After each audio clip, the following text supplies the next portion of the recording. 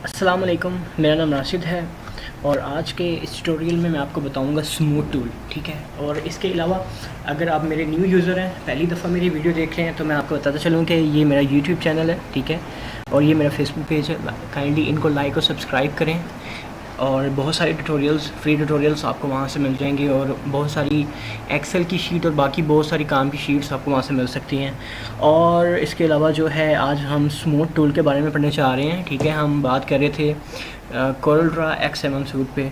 तो सबसे पहले तो मैं एक ऑब्जेक्ट यहाँ पे ड्रॉ कर लेता हूँ। ठीक है, ये मैंने ऑब्जेक्ट यहाँ पे ड्रॉ किया है। ठीक है, और उसके बाद मैं यहाँ पे आ जाता हूँ शेप टूल के अंदर। यहाँ पे एक स्मूथ टूल है। ठीक है, स्मूथ टूल को मैं कन्वर्ट करूँगा। ठीक है, यहाँ पे आप इसके साइज़ को भी कम ज़्यादा कर सकते हैं, साइज़ को कम ज़्यादा कर सकते हैं। ठीक है,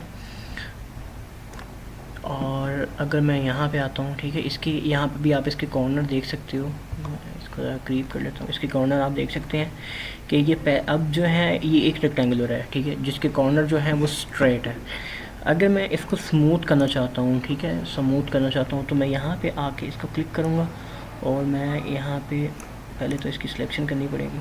ठीक है, और जब मैं इस पर क्लिक करके रखूँगा तो ये कुछ इस तरह से कन्वर्ट हो जाएंगे और इस कॉर्नर को भी ये यहाँ से जो है वो कन्वर्ट हो जाएंगे। ठीक है, बाकी जो है वो इसकी यहाँ पे प्रॉपर्टीज़ हैं। इन प्रॉपर्टीज़ को भी आप कम ज़्यादा करके इसके इफ़ेक्ट्स को यहाँ पे चेक कर सकते हैं। तो अभी आप देख सकते हो कि पहले जो इसके कॉर्नर थे वो नुकीले थे। ठीक है, वो बिल्कुल जो है वो स्ट्रेट थे। तो अभी जो है ये इस टूल के ज़रिए मैंने इसके कॉर्नर को जो है वो स्मूथ कर दिया है।